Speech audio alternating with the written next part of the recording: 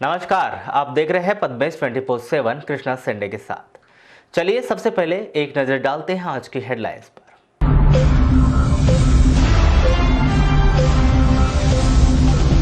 जिले वासियों के लिए राहत भरी खबर, 2 संदिग्धों की निगेटिव आई रिपोर्ट।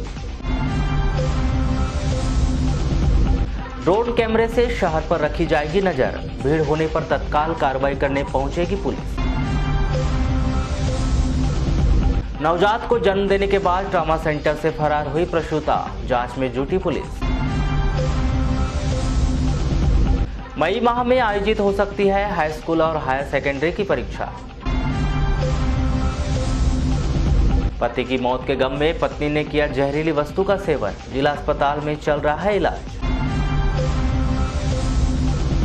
और 80% राशन दुकान से हुआ खाद्यान्न का वितरण, संक्रमण को देखते हुए ऑफलाइन का उपयोग।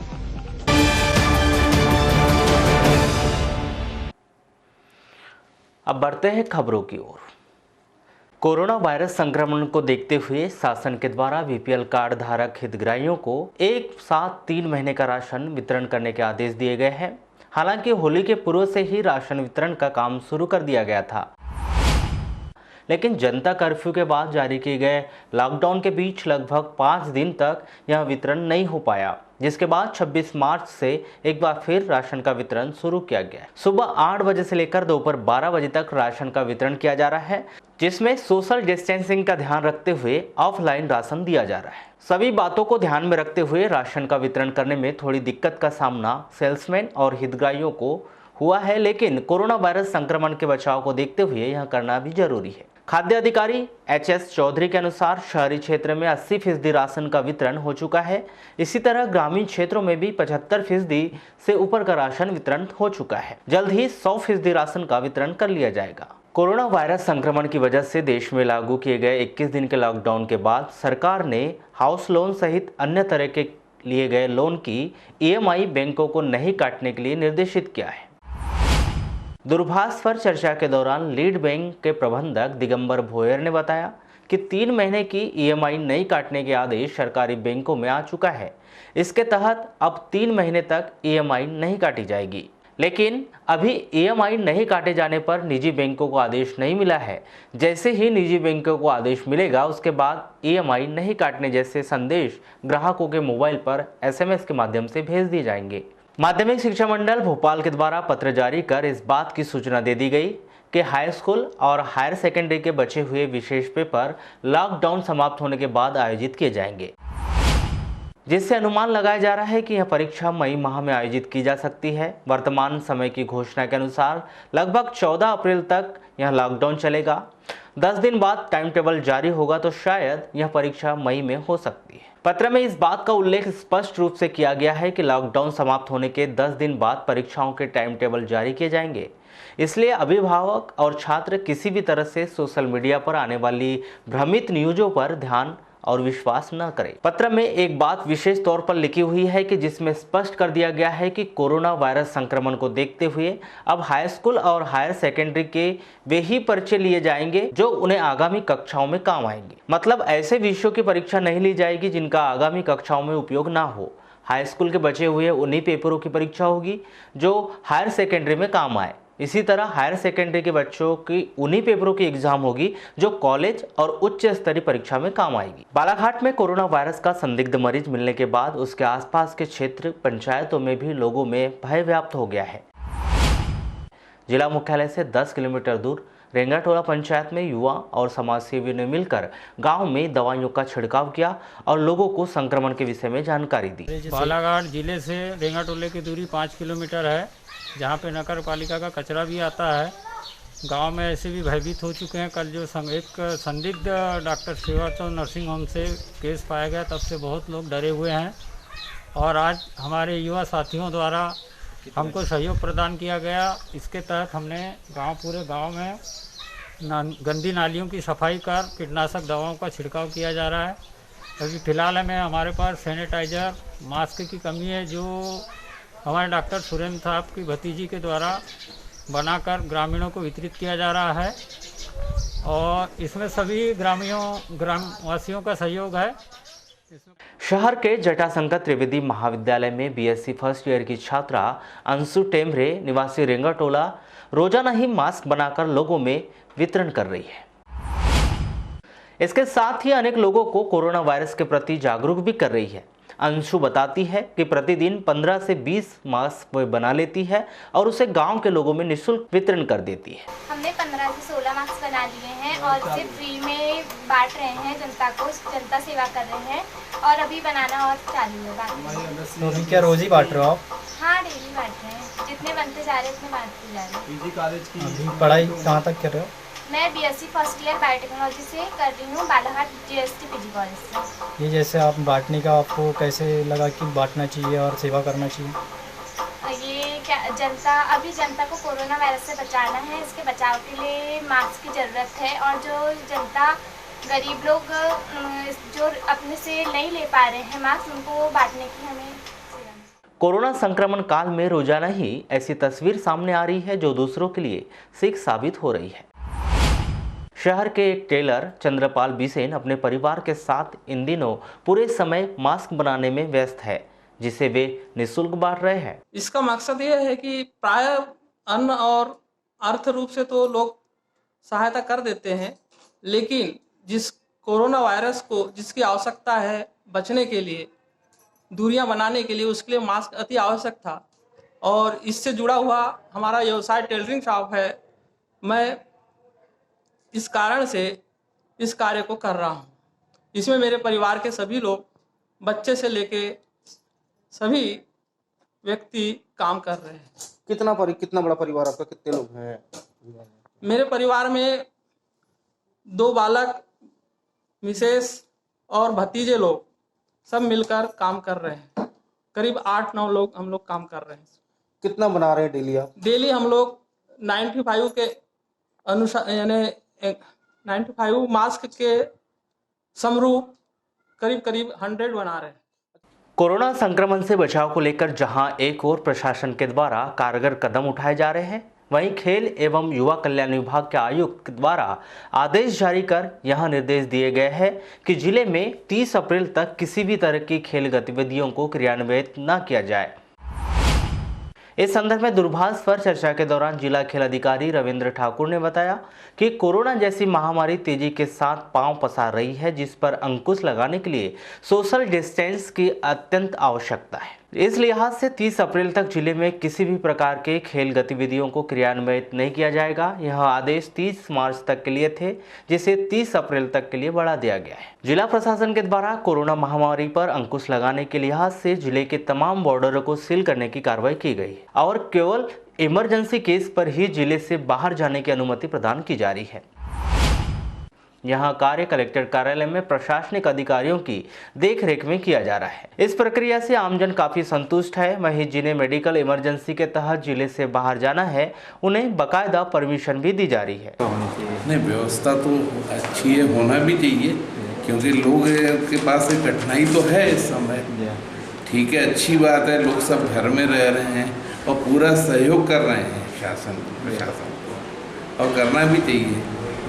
और यहाँ से अगर शासन से ऐसी कठिनाई में परमिशन मिलती है तो अच्छी बात है। कोरोना वायरस के संक्रमण से बचाव को लेकर प्रशासनिक तौर पर लॉकडाउन किए जाने पर विभिन्न जिलों में फंसे मजदूरों को घर तक पहुंचाने की प्रक्रिया जारी है।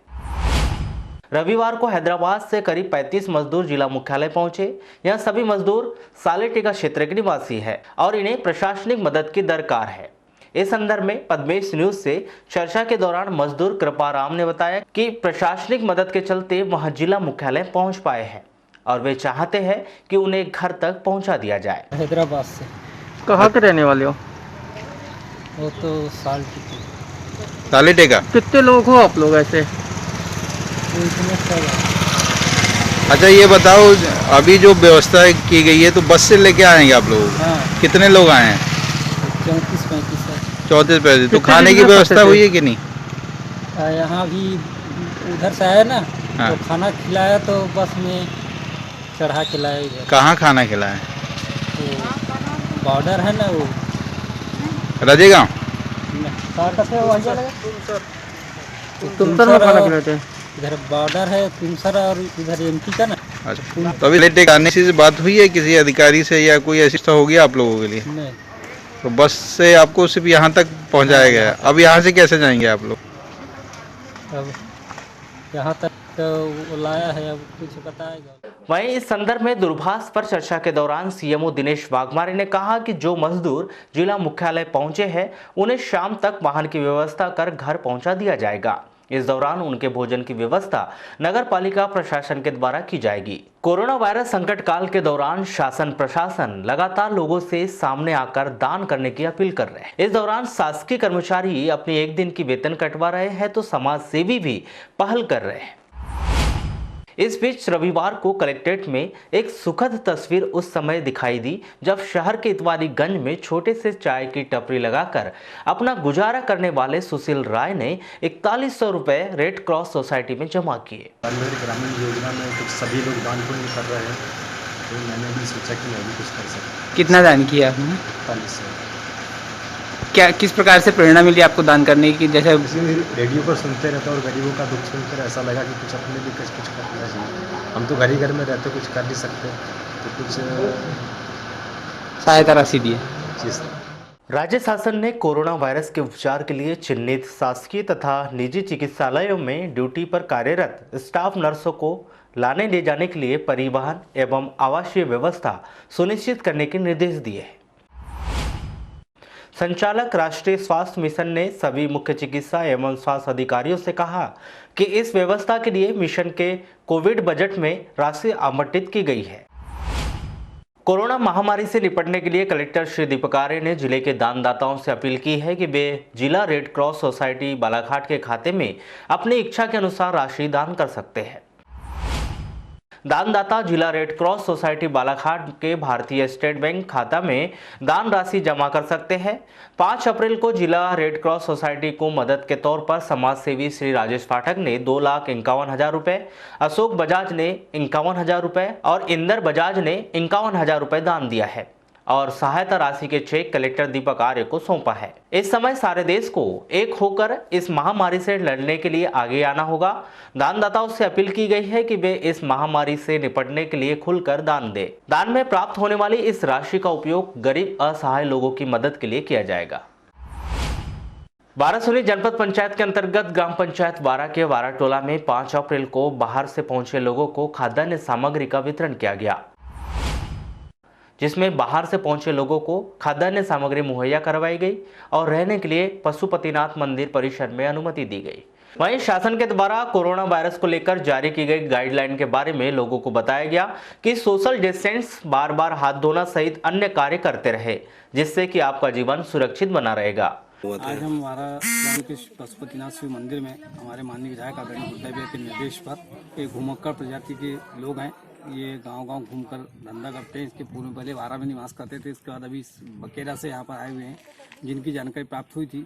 तो आज सुबह पहले एक दौर में विनय भैया और हमारे भाई चित्ते बिशन जी के साथ हमने आके ने खाद्य सामग्री, बिस्कुट, नाश्ता वगैरह उपलब्ध कराए थे। इसके बाद जैसे हमारे आदरणीय भाई जी को इस बात की जानकारी लगी तो उन्होंने इनके लिए खाद्यान्न सामग्री उपलब्ध कराई, जो आज हम उन्हें खाद्यान्न सामग्री देने के लिए यहाँ पर आए थे और पर्याप्त मात्रा में इनको खाद्यान्न सामग्री उपलब्ध करा दी गई है। और जैसी आवश्यकता पड़ेगी हर संभव आदरणीय विधायक जी उनकी मदद करने की तत्पर है, क्योंकि उनकी मंशा है कि इस महामारी आपके द्वारा कीटनाशक का छिड़काव किया जा रहा है और जिन लोगों के खाद्यान्न पर्ची नहीं है ग्राम पंचायत की तरफ से उनके लिए कुछ खाद्य सामग्री की व्यवस्था की गई है और माननीय विधायक जी के सहयोग से कुछ साबुन और मास्क वगैरह की व्यवस्था कराई गई है, जो कल वितरण की जाएंगे। बारासूनी कांग्रेस कार्यकर्ताओं ने वार्ड नंबर 7 के संपूर्ण घरों में कोरोना महामारी से बचाव हेतु मास्क, सैनिटाइजर व लगातार हाथ धोने के लिए साबुन का वितरण किया।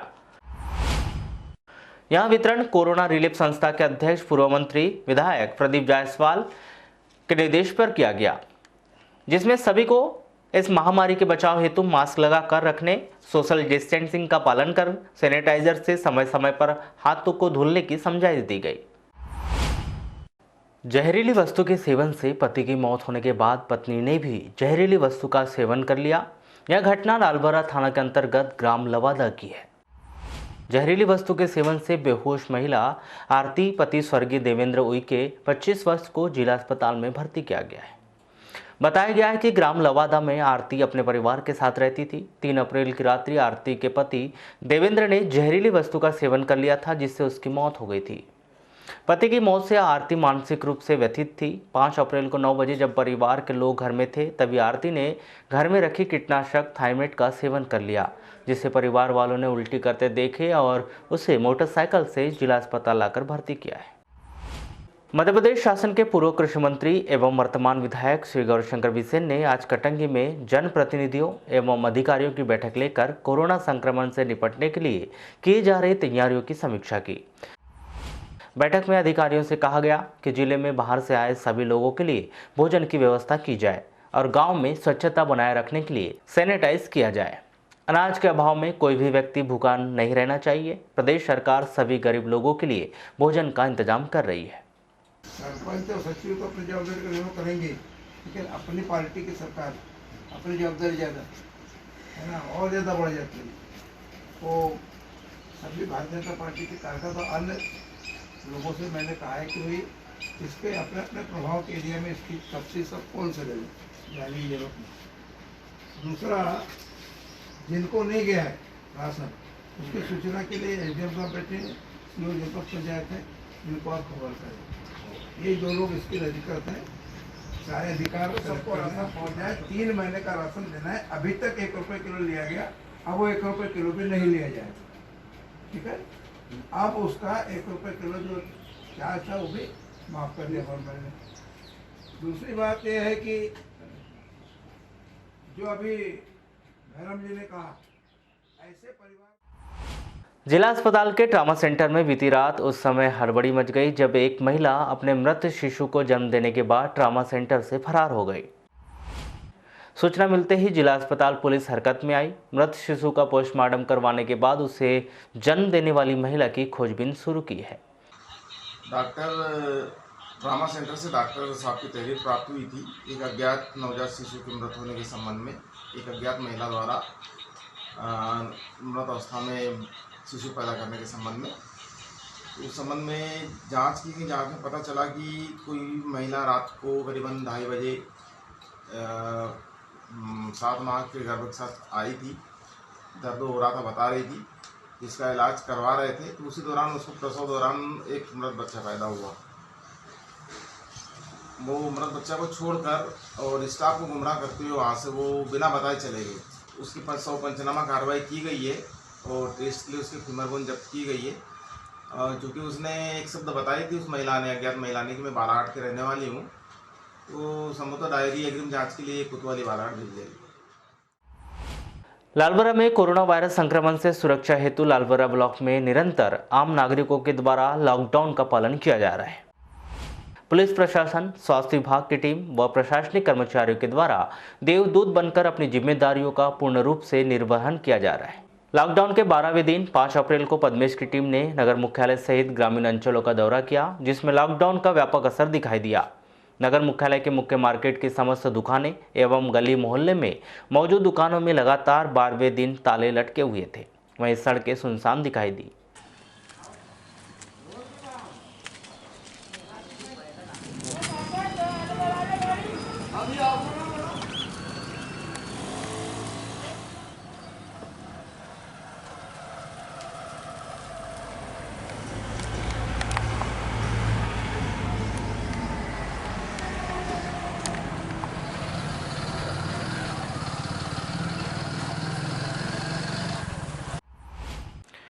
चार अप्रैल को जिला अस्पताल में भर्ती किए गए शहर के निवासी 2 लोगों की कोरोना संदिग्ध रिपोर्ट नेगेटिव आई है।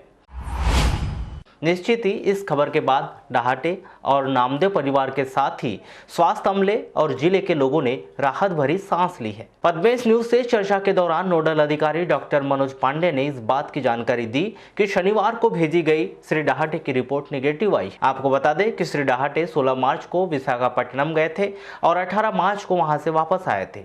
तबीयत खराब होने के बाद वे शहर के Srivastava nursing home Mahavir colony गए थे, जहां से डॉक्टर श्रीवास्तव ने उन्हें जिला अस्पताल में जाकर कोरोना वायरस संक्रमण की जांच करवाने की सलाह दी थी। इसी तरह शनिवार को शहर के अन्नपूर्णा पथ गली निवासी एक महिला के द्वारा भी अपनी जांच करवाई गई थी, जिसकी रिपोर्ट भी निगेटिव आई है। रविवार की सुबह से ही सोशल मीडिया पर लगातार जिलेवासी एक दूसरे से इस बात की जानकारी ले रहे थे कि कोरोना संदिग्ध की रिपोर्ट का क्या हुआ।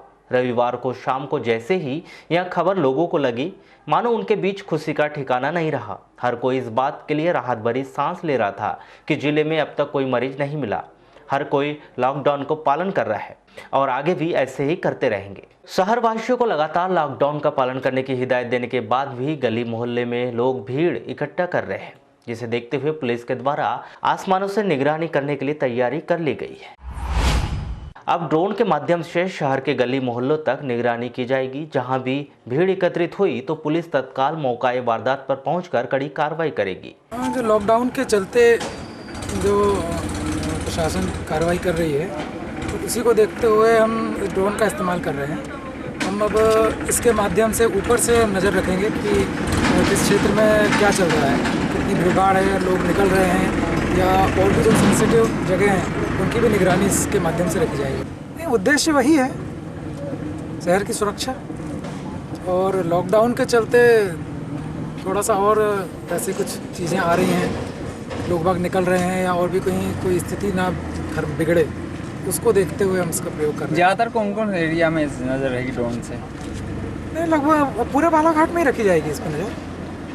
और यदि कोई पॉजिटिव कोरोना पॉजिटिव मिलता है तो उस क्षेत्र में फिर और विशेष नज़र रखी जाएगी। अभी तो नहीं है ऐसा कोई। तो शहरवासी हो जाइए सावधान, क्योंकि सोमवार से आसमान से निगरानी के लिए ड्रोन आपके सर पर मंडराता रहेगा। इसलिए लॉकडाउन का पालन करें और कोरोना वायरस की सबसे बड़ी दवा का प्रयोग घर पर ही रहकर करें। इसलिए आप सभी घर पर ही रहें। कटंगी तहसील के अंतर्गत बमनी में नहर से रविवार की सुबह एक नवजात लावारिस अवस्था में मिला। बमनी सरपंच कंचना लांजेवार ने पुलिस को सूचना दी एवं बच्चे को उप स्वास्थ्य केंद्र बमनी ले जाया गया, जहां से उसे उपचार के लिए कटंगी उप स्वास्थ्य केंद्र लाया गया, जहां उसके उपचार के दौरान मौत हो गई। पुलिस ने पंचनामा कार्रवाई कर शून्य पर मामला कायम कर बच्चे को दफन किया एवं पतासाजी की जा रही है। 5 अप्रैल को 9 बजे से लेकर 9:09 तक प्रधानमंत्री नरेंद्र मोदी की अपील पर जिला मुख्यालय सहित संपूर्ण जिले में लोगों ने अपने घरों की लाइट बंद कर दिए। मोमबत्ती और मोबाइल के लाइट जलाकर प्रधानमंत्री की अपील का पूरी तरह से पालन किया गया। आपको बता दें कि कोरोना वायरस महामारी ने पूरे देश में अपना विकराल रूप दिखाना शुरू कर दिया है, जिस कारण 21 दिन का लॉकडाउन किया गया है। 21 दिन के लॉकडाउन के दौरान देशवासियों को एकजुटता दिखाने के लिए और कोरोना वायरस संक्रमण के विरुद्ध लगातार फ्रंट पर रहकर देश की सेवा करने वाले डॉक्टर, मेडिकल स्टाफ और सड़क पर लगातार पहरा दे रहे पुलिस और सेना के जवान और सभी तरह के सुरक्षा बलों के जवानों का मनोबल बढ़ाने के लिए यह कदम उठाया गया है, जिसका जिले के भीतर 100% समर्थन और असर दिखाई भी दिया। चलते चलते एक नजर आज के हेडलाइंस पर एक बार फिर।